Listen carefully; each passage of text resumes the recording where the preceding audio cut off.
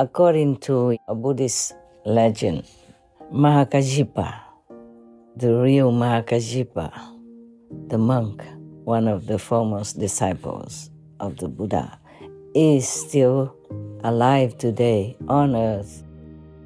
I want to tell you about Mahākāśyapa so that you know how great he is, even as a human, as a person, not to talk about a saint. He really is a saint. Just like the Buddha, he was a prince, but he renounced everything just to look for enlightenment, to attain Buddhahood. Mahākāśyapa was even married to a beautiful woman, the most beautiful woman that anyone could see at that time. In the evening, the girl was crying, after the wedding night, she was crying. And then Mahākāśyapa asked her what's the reason. So they decided that they would stay together, no problem, and help each other to find the master somehow. I want to thank you with Mahākāśyapa for being so kind to me. Thank you for the relics of the Buddha. If people have an open mind and they are really sincere in their heart, then they will meet the master. Do not look at the appearance of the master. Look into his soul. Look to his experience of the spiritual way. Look to see if he can bless you. Look to see if he can lead you home. Please continue watching to find out more.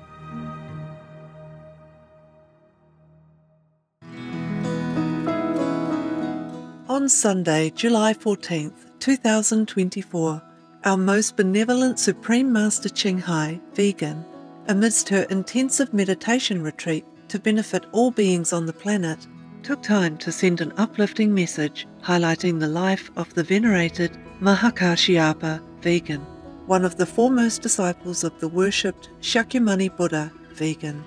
Master also revealed more of the gifts that Mahākāśyapa has sent her, her past life connection with him, and where in China his manifestation body is now living.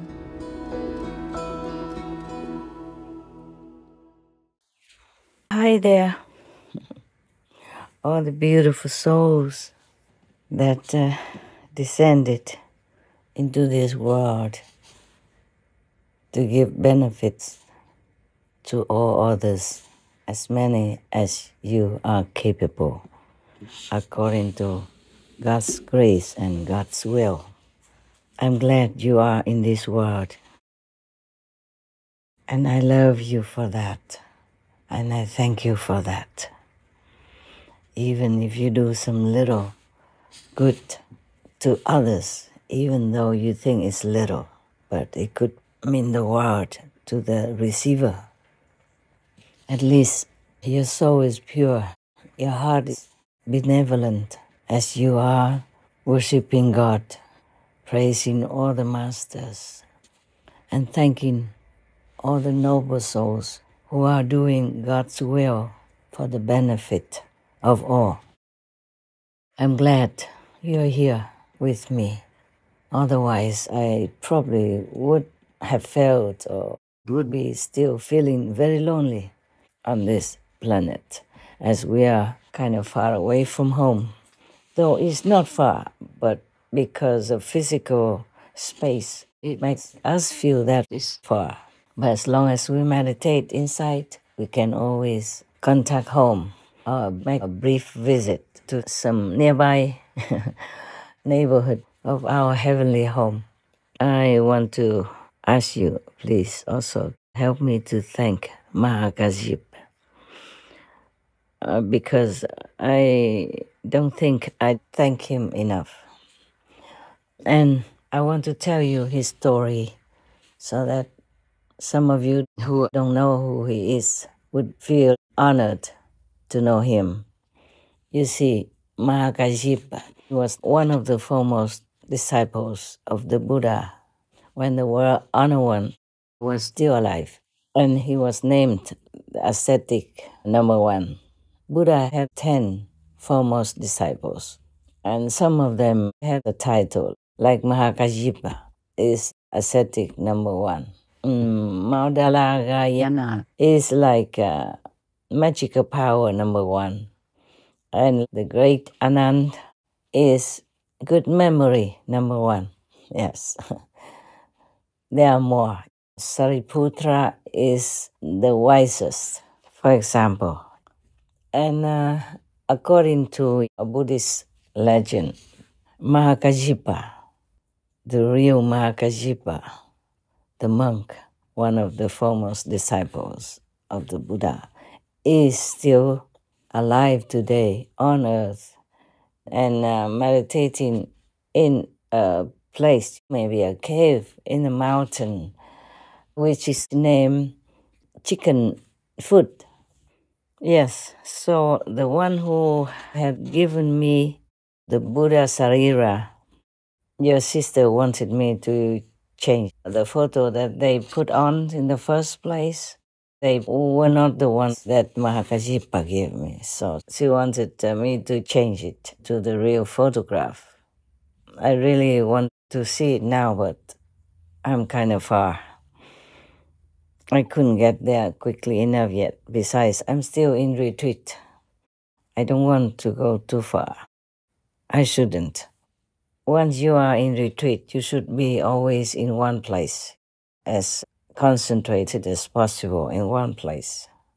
Maybe you could be in the garden, but without seeing anybody and without letting anybody see you, so that you can harness all your power for some special purpose. Many people do retreat just to invigorate their energy and to harness all the power so that they can accomplish some task. Yesterday, I had a talk with my dog people. Sometimes it's telepathically only. Sometimes, if possible, by phone. And the dog people even know what I have revealed to you. I did not want to. I did not want to reveal it, what God made me. And after I revealed it to you, I asked God 3 more times whether or not it is the right thing to do, to reveal to you my real identity. Or if not, please let me delete these parts, because I don't know how people would react. And I also don't know how to react to their reaction. Yes, I just do not feel very comfortable talking directly, honestly, and openly like that about what I am. In this physical world, I'm just like you, but I'm connected with my highest self, and that is a different thing.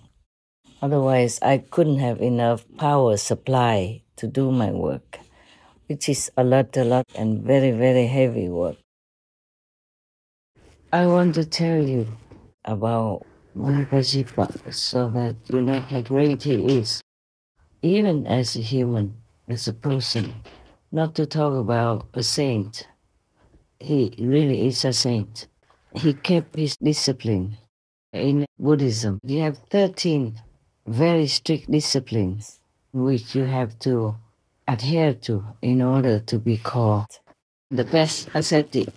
Like you cannot eat after noon, and you eat only 1 time a day.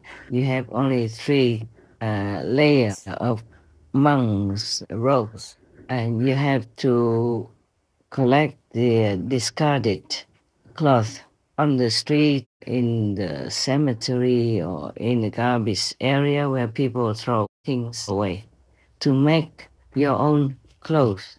You can't wear new clothes. You can't buy new clothes. You can't accept clothes newly made for you. You do it yourself. You pick up clothes everywhere, wherever you can, and sew them together, one piece at a time, to make into good warm clothing to cover yourself with dignity. That's all you can have. And you have a baking bowl for going for alms, yeah? And take care of yourself once a day. And nowadays, Still, there are Hinayana monks who do the same or similar, but then they eat anything at all. They don't restrict themselves to veganism, which is a compassionate diet. Because in the beginning, some people just came and were not used to the vegan diet, so the Buddha allowed them 3 kinds of permissible animal people meat, like those animal people from whose flesh you're eating, you don't hear their cry when they die. Or an animal person that you know it's not because of you that she is being killed. Or the animal people who die naturally or by accident or old age, somewhere in the forest or on the street. Then you can eat them. But later on, the Buddha said, you should not eat that anymore. And he emphasized that whoever eats animal people meat is not his disciple. And whoever eats meat, he is not that person's teacher as well.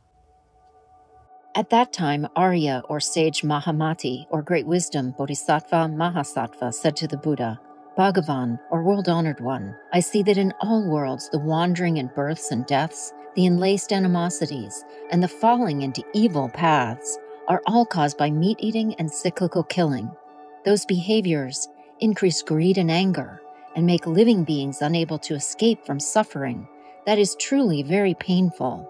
Mahamati, having heard my words, if any of my disciples does not honestly consider that, and still eats meat, we should know that he is of the Candela, or killer's lineage. He is not my disciple, and I am not his teacher. Therefore, Mahamati, if anyone wishes to be my relative, he should not eat any meat.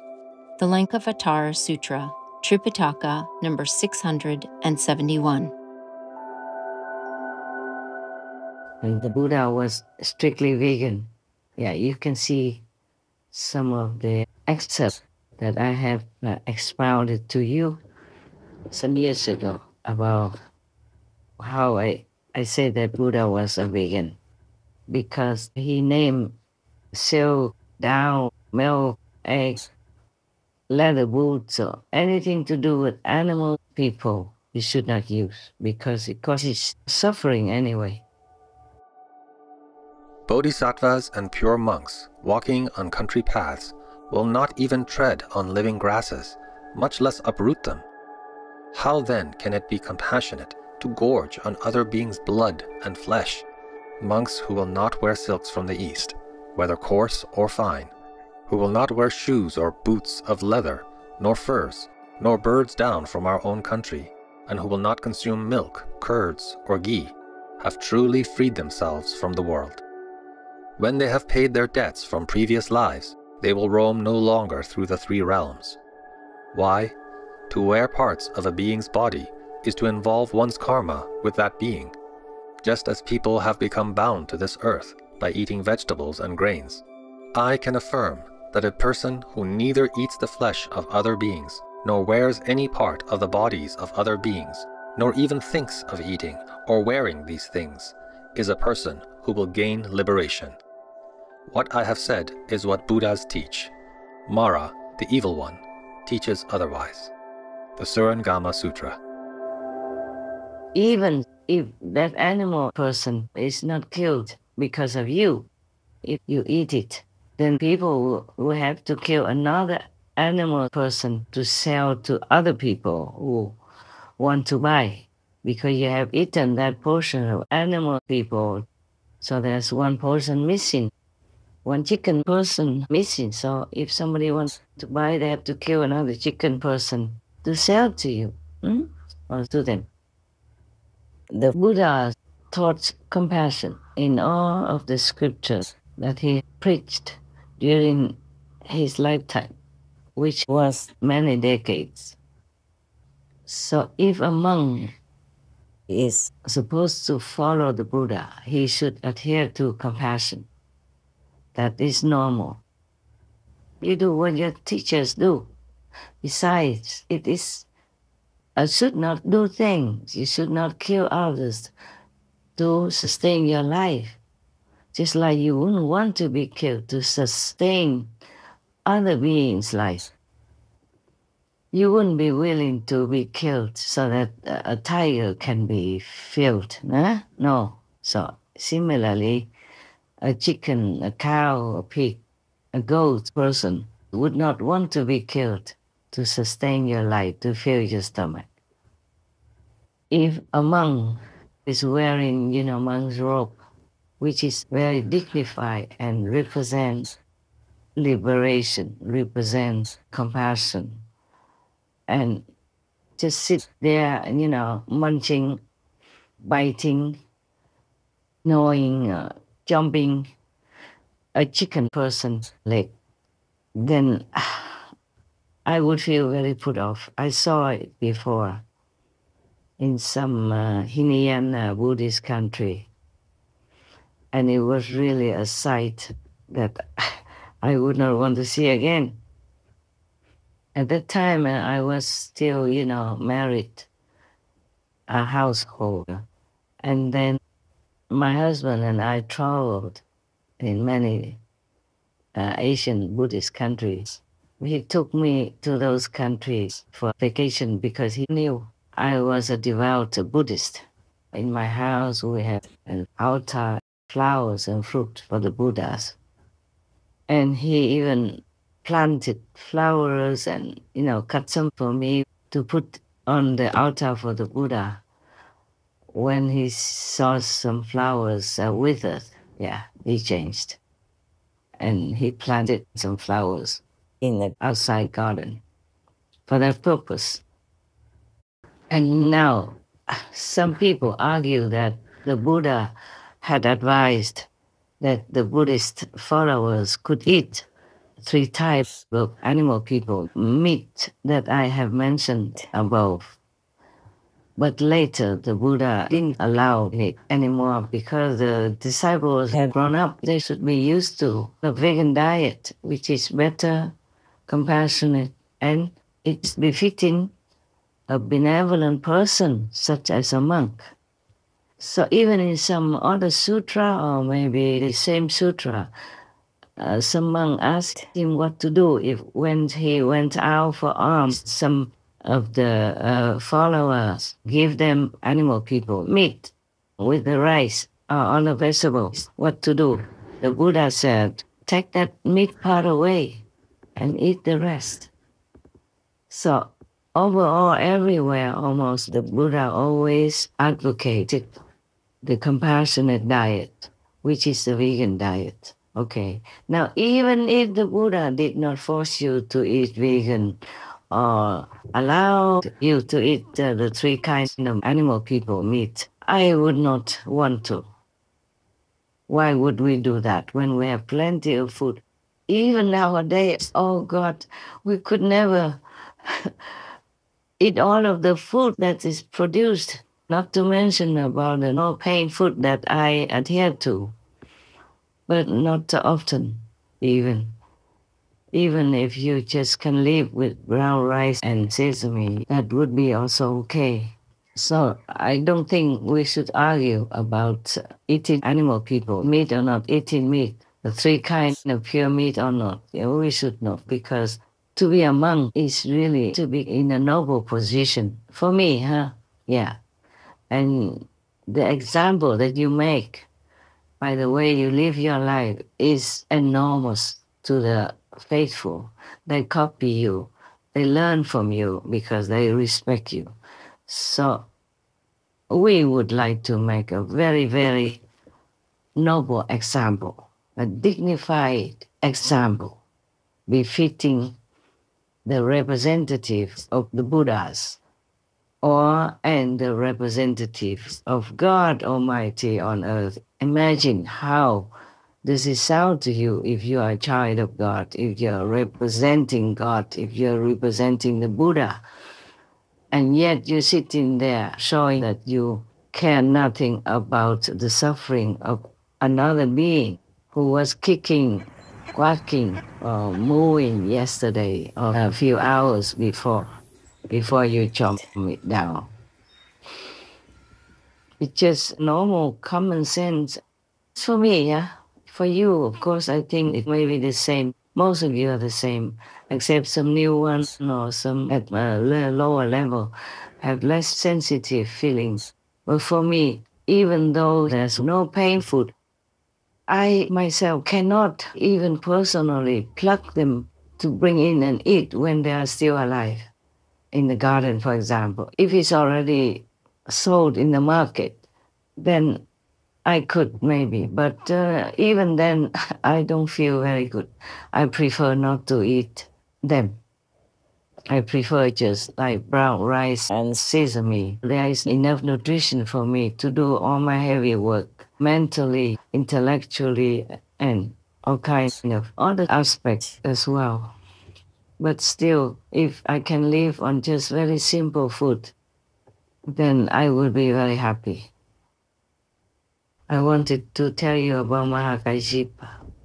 Okay, Mahākāśyapa, he's supposed to be still in that chicken foot mountain, and many people went there for pilgrimage and buying souvenir stuff from there. They believe the souvenir have blessings from the great Mahākāśyapa. But he himself, the real monk, is staying in that mountain. Nobody can see him, of course. He's hidden inside a cave within the mountain. But he himself has just a manifestation body. And that body is in China as a human, just doing what we're doing as a human. So you see, we all have a duty. Even as you are human, but who knows, maybe you came from a higher heaven. And you are still in the higher heaven, your soul, your real self. And you are connected here on earth with your physical body through this kind of silver cord that keeps you alive on earth. As soon as that cord is cut or severed in some way, then you can't stay alive anymore. So Mahākāśyapa has a manifested physical body on earth. Just like a human. Just like I told you before, the king of karma lives near Australia. I don't want to tell you. I don't want you to go there, run around looking for him. As a human, in a human body, but he is a king of karma.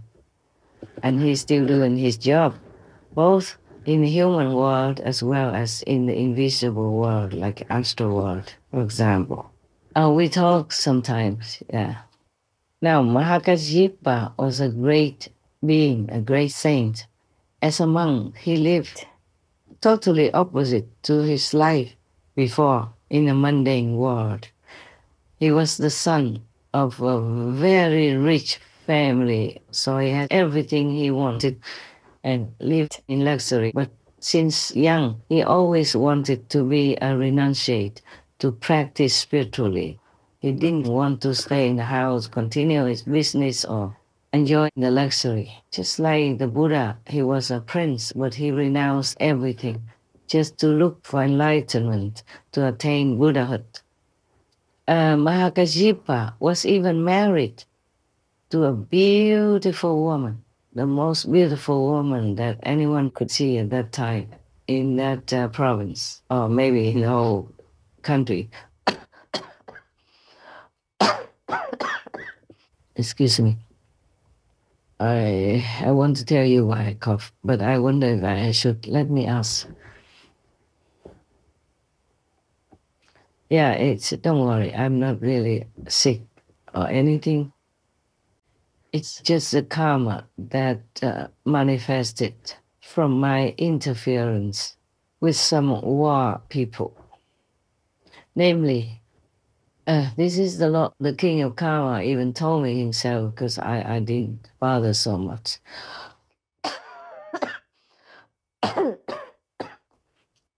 Sometimes the information just came to me voluntarily, naturally, without me searching for it. Or maybe sometimes I think about the question in my mind and then some king of different department would tell me, would, give me a message.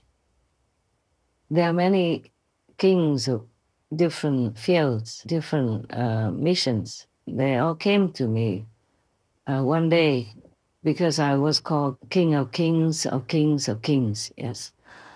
And that also means king of all the past kings, and king of the present kings, and king of all the future kings. That's why. And there are many of them.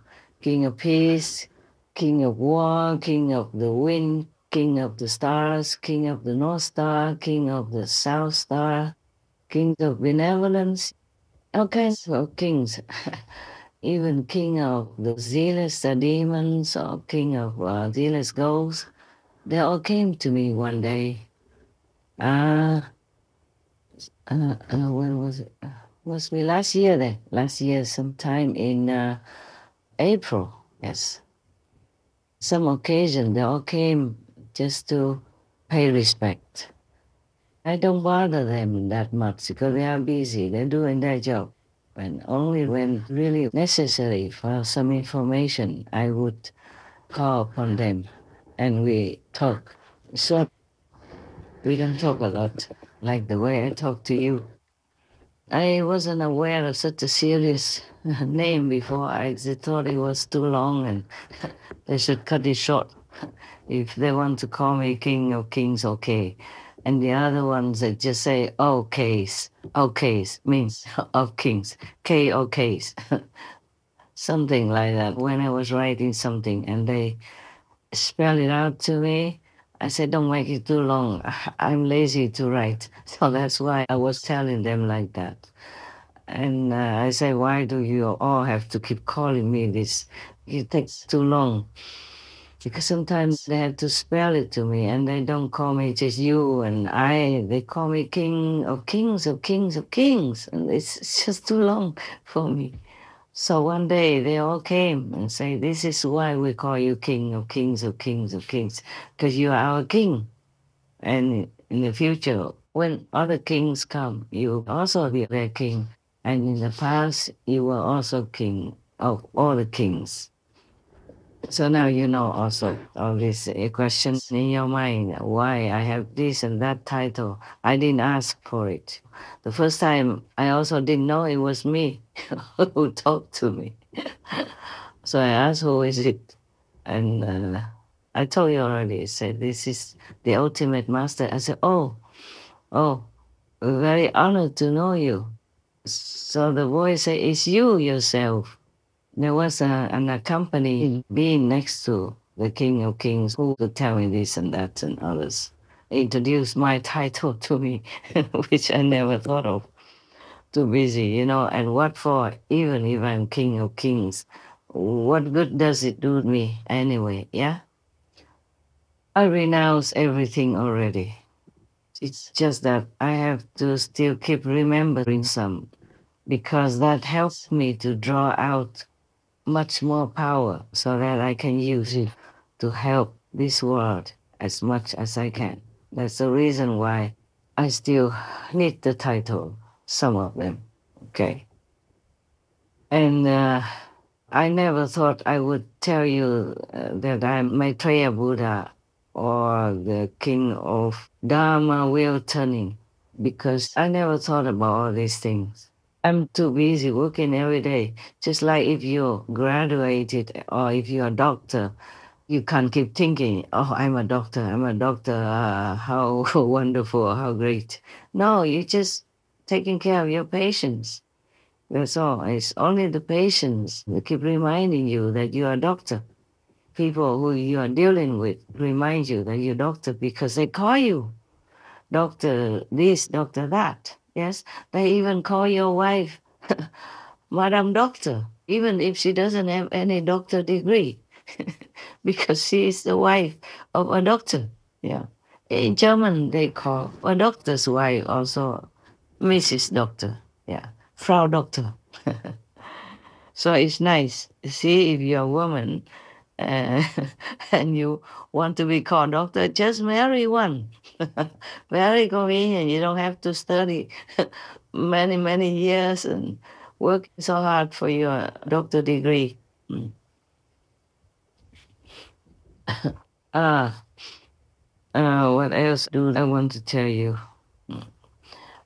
I keep telling things and it jumps from one thing to another.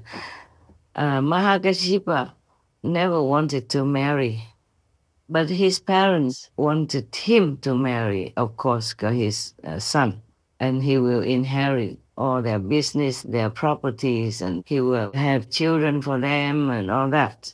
So they really kept pressuring him to marry, but he said he doesn't want to.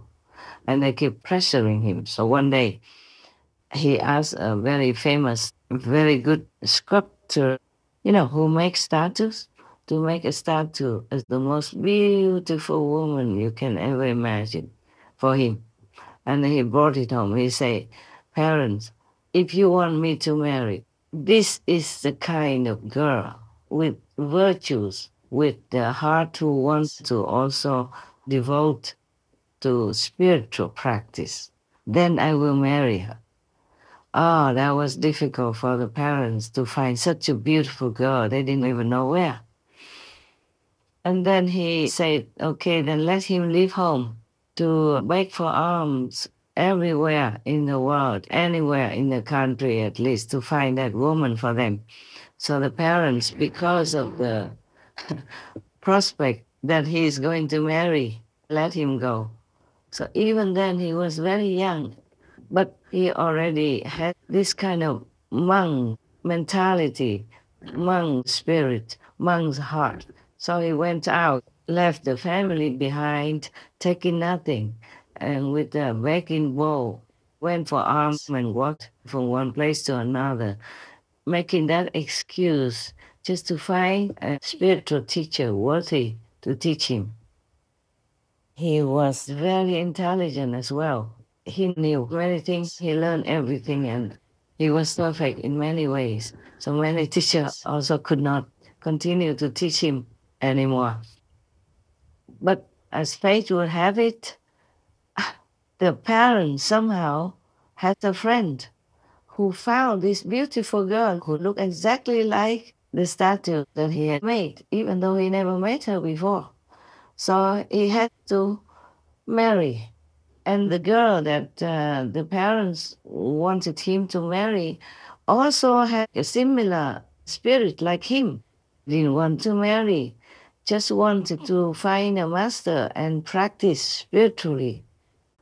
So somehow she was very sad to have to be forced to marry because her parents were so eager to marry her because his family was very, very rich and he was also good looking, educated, virtuous, gentle, sweet and all that. So she could not, argue with the parents. In the old times, whatever your parents said to you, you just had to obey.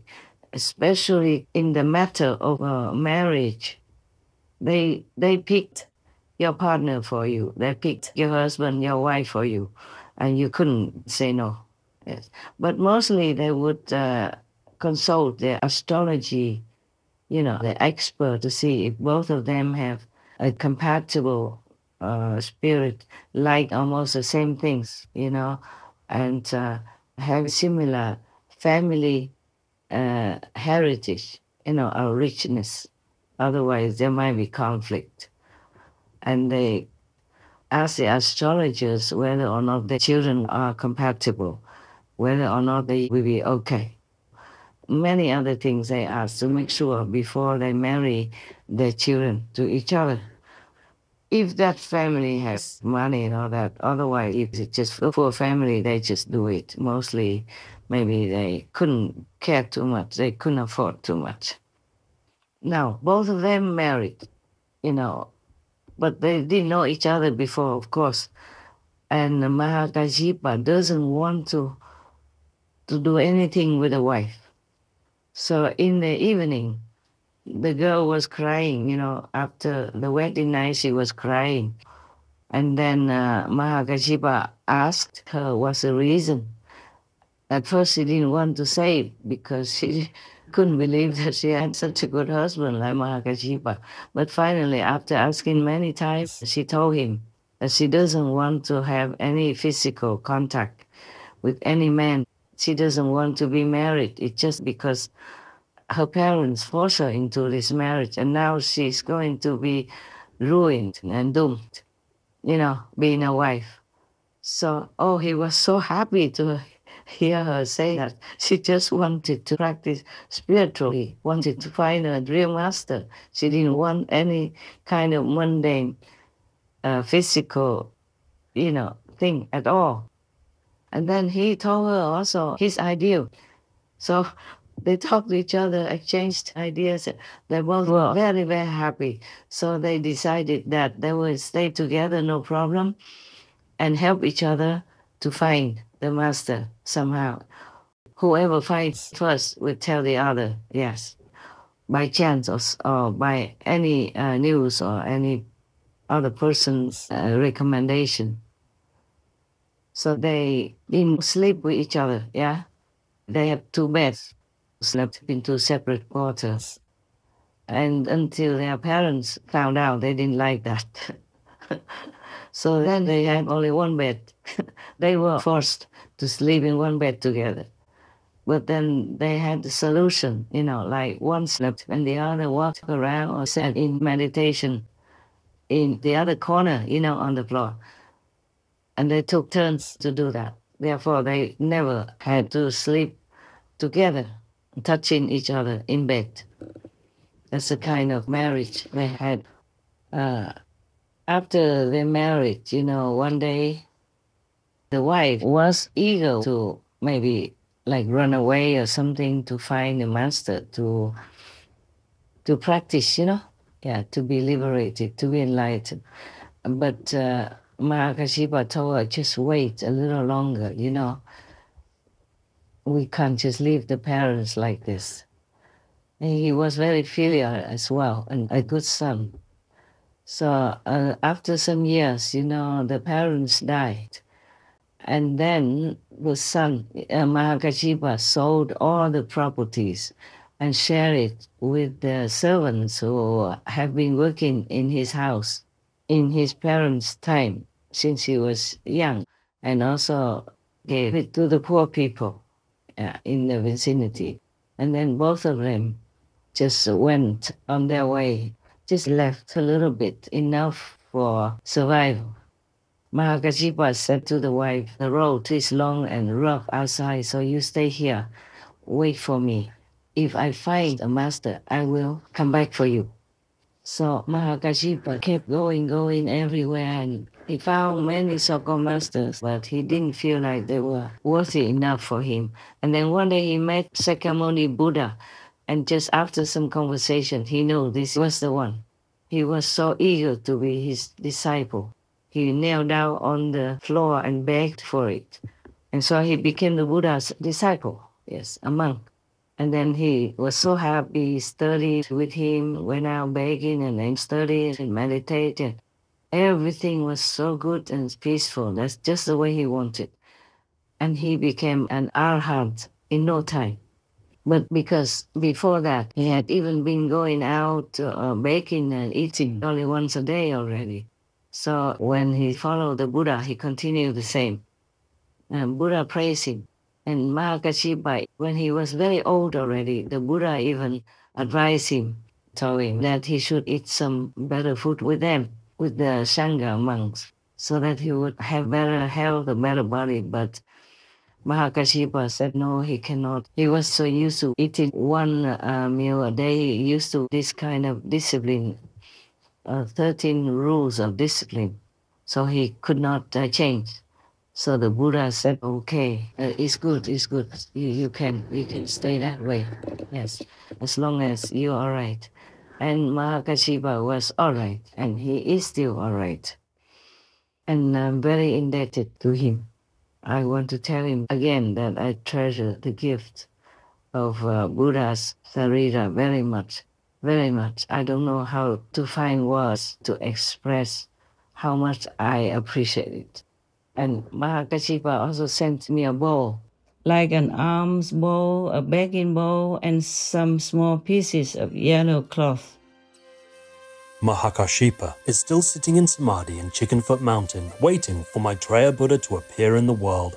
At that time, he will give Maitreya the bowl which the 4 heavenly kings gave Shakyamuni Buddha and which Shakyamuni Buddha gave him, and his work in this world will be finished.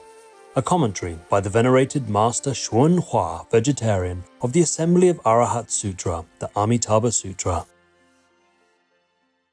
I want to thank you with Mahākāśyapa for being so kind to me. We were friends in earlier lives, and we were good with each other, compatible. Thank you for the relics of the Buddha. Thank you for the bowl, like the arms bowl, the begging bowl for the monk. And thank you for the pieces of beautiful yellow cloth as well. But I guess I can't use any of these things that you have brought. The relics are too precious to just use them for anything else. And the bowl, I think I keep it for a souvenir. I'm worried if I use it to eat, then it might go kaput by chance somehow. So I want to keep that for a souvenir and for revering. And nowadays, you can't wear chasa, monk's robes, and then go around begging with a bowl. No. It's very difficult to live like that nowadays. Unless you are in some very devout Buddhist country, India, Sri Lanka, Olak, or Burma, etc. Over there, they understand Buddhism, and they know if you want food. But in our time, Mahākāśyapa should understand, the Buddha also understands that it's very difficult to go out begging, especially for a woman. And I'm not that young anymore. So I just eat like 1 meal a day in the house, and I have to do so much work, homework, inside, outside. So if I keep going out and baking and coming back, I don't think it'd be convenient for me. Even though I would love that free life so very, very, very much. Now, Mahākāśyapa, he was already an ascetic, so spiritual, he learned some with other masters before the Buddha. So how come he still had to find the Buddha in order to realize his holy position as an arhat in a short time? Why did he have to do that? Huh? Why?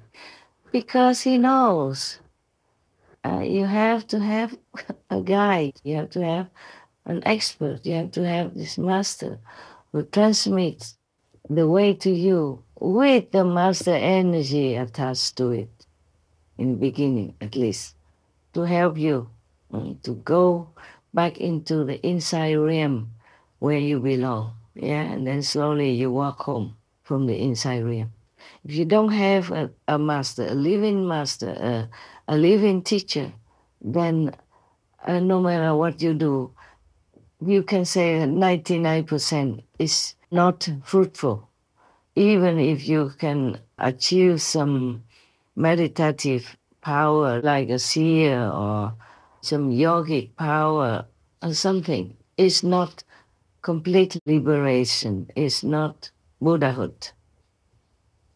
You will be reborn again on earth, and then God knows if you can still continue to control your life in virtue, morals, and beauty or not.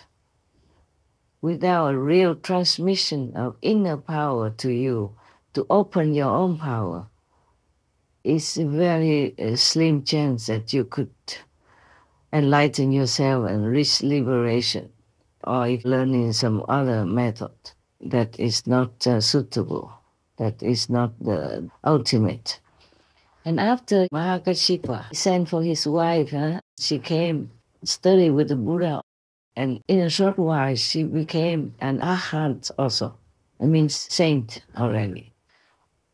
During the Buddha's time, sometimes the Buddha just talked to somebody, they came and talked to him, and the Buddha explained to him, expounded to him the truth, and then that person became enlightened and attained some level after meeting and talking to the Buddha. It's not because of the Buddha's talk or voice. It's because of the power emanating from it. And also that the Buddha will teach that person a method to practice. Maybe light and sound method, the way you are practicing. So it is not like you can just repeat or learn from somebody else, second or third hand from the Buddha. That means produced from the Buddha's teaching, and then you can be enlightened. You see, it has to be a living teacher. And many other monks also, like Ananda and other persons, they have to be under the Buddha's merciful guidance with tremendous power from within the Buddha himself. Because he doesn't just impart to you the right way or even a mantra, but he imparts to you also his energy to support you, to uplift you, just like a blood transfusion, until you become well on your own, which in this Dharma ending time is rather more difficult than in the Buddha's time. But we can make it, and we have made it up to now. We still can continue to make it. And we will not leave the suffering people or beings as long as we're still alive. We try, even though it's hard, it's heavy karma, and it's all kinds of restrictions and limitations. For example, how I live my life now, it's like imprisonment. I can't even walk out, go even just a few hundred meters for a walk or anything like that, you know.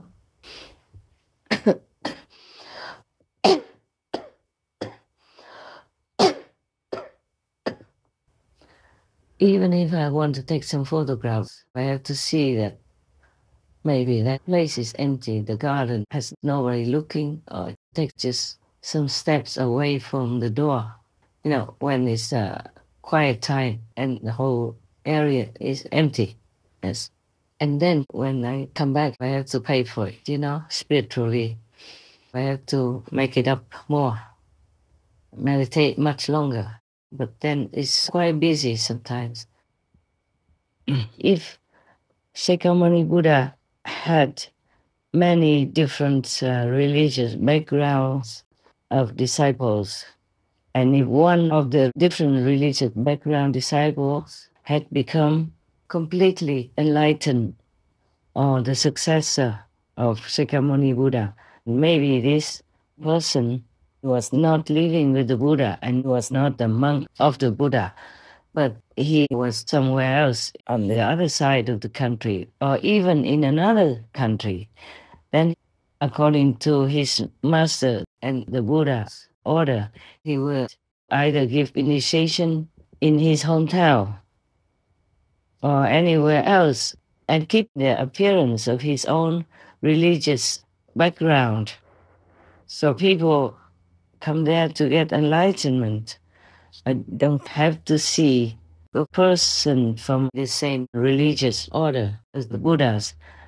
So the new so-called disciples of this successor will not see a Buddhist monk, but may see a Brahman missioner or Christian priest, for example, like that. That doesn't mean that priest or that missioner does not have enlightenment lineage from the Buddha. It's just he looks different, because the enlightenment lineage is from inside, just like the blood in your veins. This is an invisible spiritual blood vein, so you will not see. So it doesn't matter if a master has the same religion as the founder or not, like that disciple of the Buddha from a different religious background. He will not look like a Buddhist monk. He doesn't look like one of the Buddha's monks. He might wear the Christian clothes of a priest, or he might just wear a Brahman kind of traditional dress, or he might just wear ordinary clothes, but he is enlightened and he is a successor. So this here is the problem with many people who want enlightenment so much, want to have a master, but they're always looking in their own religious system. Like a Buddhist would go look for a monk. A Christian would go look for a priest. And same with many other religions. It's like a river. It doesn't have to flow in the same direction all the time. Sometimes it goes underground and then comes up again in another location. And you might think that is a different river, but it is the continuation of the original river high above from some mountain somewhere. So if people have an open mind and they are really sincere in their heart, then they will meet the master. Do not look at the appearance of the master. Look into his soul. Look to his experience of the spiritual way. Look to see if he can bless you. Look to see if he can lead you home, give you enlightenment. Enlightenment means light. And light the light, you see? So if he could give you immediate enlightenment, just like the way we do with the Kuan Yin method, then you will see the Buddha's light, God's light, or whatever name you call it. And then you will know that Master is capable. Or he can help you to hear the inner melody, the inner sound, the sound of no sound.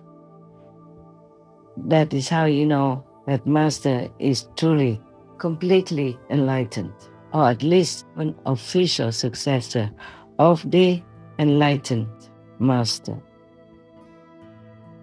In the Holy Bible, the disciples hear the sound of thunder where there was no thunder, the sound of a trumpet where there was no trumpet, the sound of many waters where there was no water, of river or ocean.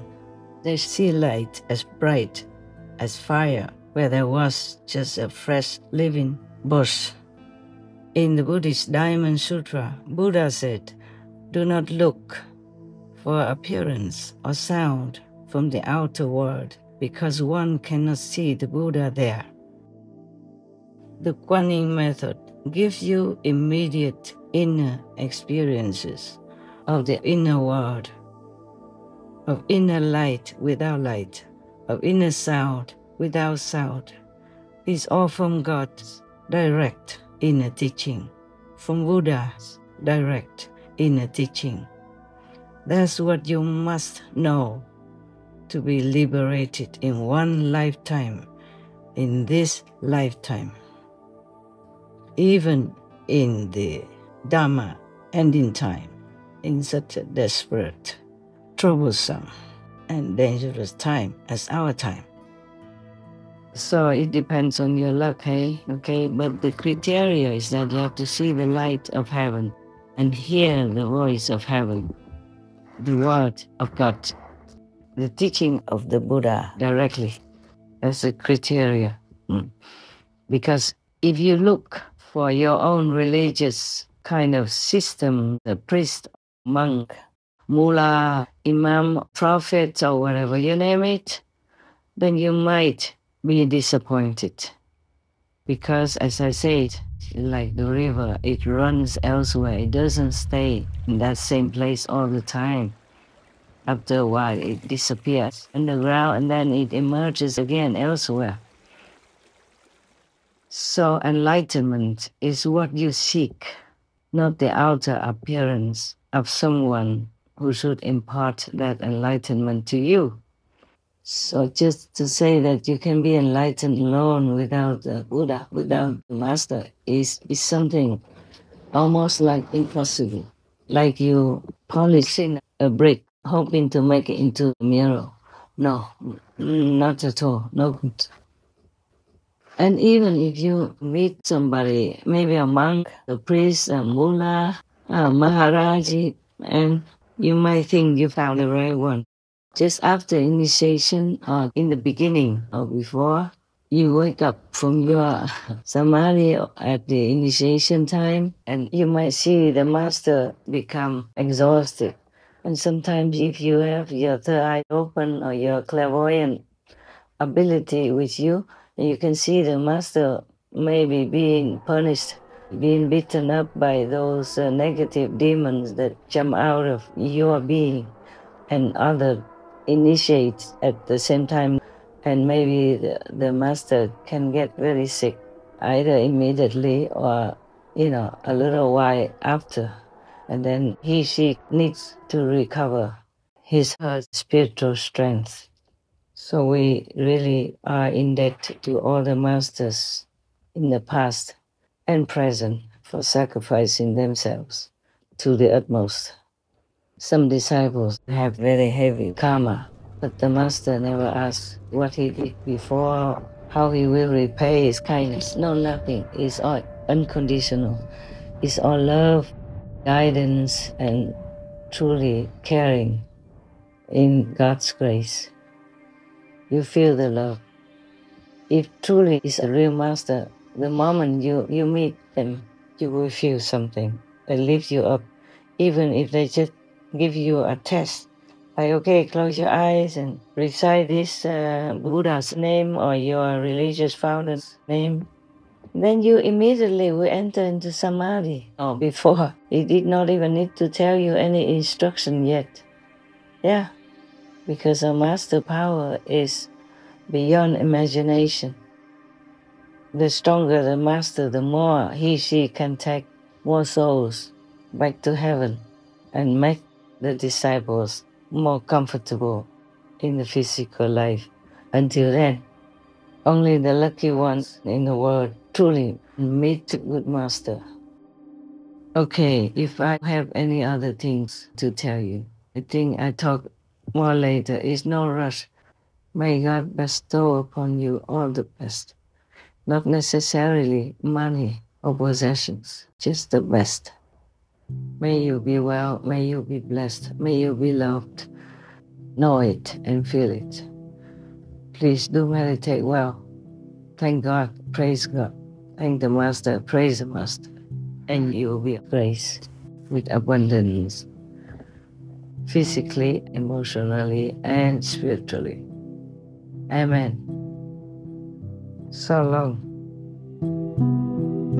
Most merciful Master, we are ever grateful that you continually share such precious spiritual knowledge that we otherwise never would know to inspire and elevate us all. You set the absolute best example of how we should conduct our lives. Our deepest gratitude for reminding the world again and again that we must seize the very rare opportunity to gain self-realization while we still have a human body by finding an enlightened master and practicing the meditation method they impart. May God Almighty ensure everlasting serenity, calm and security for Master, as well as the very best of health and wellness. To learn about the fairies who inhabit plants and how they've shown their love and respect to Master, the reason Master eats only one meal a day, and the negative effect on Master from shouldering the karma of certain soldiers who've returned home from war, please tune in on Tuesday, July 23rd, 2024 on Between Master and Disciples for the full broadcast of this message. Also, for your reference, please check out the previous related Between Master and Disciples messages, such as The Buddha or Messiah we have been waiting for is here now, the preciousness of the human body, causeless pain and karma, plants to eat, etc. To view these and more related Between Master and Disciples messages, all free for download, please visit suprememastertv.com and search for Story Mahākāśyapa.